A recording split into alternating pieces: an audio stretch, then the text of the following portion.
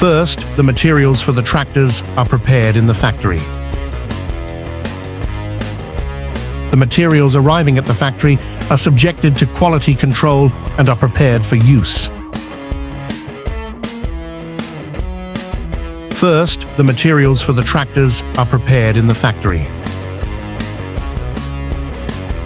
The assembled engine parts are carefully painted using high-quality robotic arms.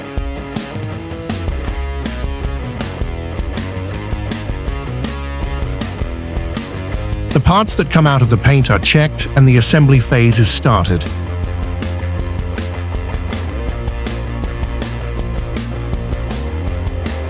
After all parts of the tractor are assembled, it goes through quality control, a test drive is made, and it leaves the factory to find its customers.